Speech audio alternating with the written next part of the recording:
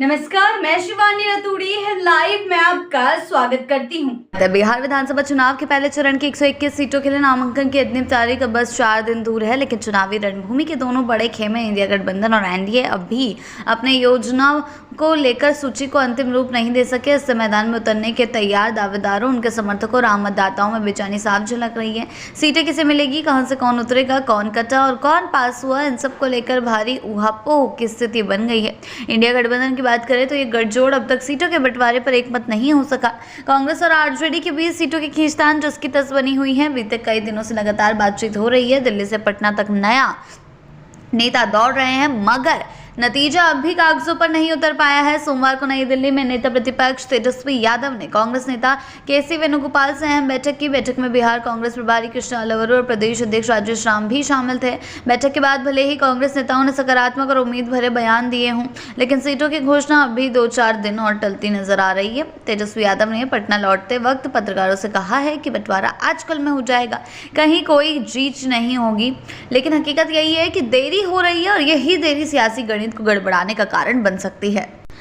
दूसरी तरफ एनडीए खेमे में भी सब कुछ ठीक ठाक नहीं है। हालांकि उन्होंने सीट बंटवारे की घोषणा तो कर दी है, लेकिन उम्मीदवारों की सूची अब तक अटकी हुई है। इसकी सबसे बड़ी वजह है सिटिंग सीटों को लेकर सहयोगी दलों के जिद। सूत्रों के मुताबिक एनडीए के छोटे घटक दल भाजपा जेडीयू की पहले से कब्जा की गई सीटों पर भी अपनी दावेदारी जता रहे हैं, जिससे गठबंधन में पेच फंस गया है।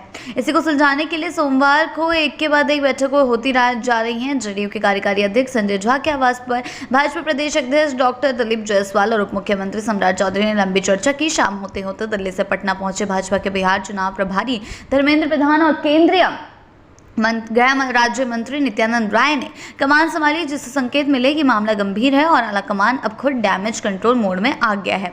एनडीए के अंदर चल रही नाराजगी भी अब खुलकर सामने आ रही है। रालोमो प्रमुख उपेंद्र कुशवाहा ने सोशल मीडिया पर एक शायरी पोस्ट कर सीटों की संख्या को लेकर अपनी खिन्नता जाहिर की है। अगर फलक को जिद है बिजलियां गिराने की, तो हमें भी जिद है वहीं पर आशिया बिछाने की। जी हाँ, वहीं अब पार्टी के संरक्षक जीतन मांझी ने भी 6 सीटें मिलने को लेकर असंतोष जताया। उनका कहना है कि उनके कार्यकर्ताओं में रोष है, लेकिन वो इसे शांत करने का प्रयास करेंगे। ये साफ है कि सीटों की संख्या को लेकर छोटे दलों की महत्वाकांक्षाएं एनडीए की एकजुटता को चुनौती दे रहे हैं। चुनावी रण के लिए अब वक्त तेजी से फिसल रहा है। एक और महागठबंधन में सीटों का गणित फंसा है, तो दूसरी ओर एनडीए में सिटिंग सीटों की जिद ने सूची को रोक रखा है।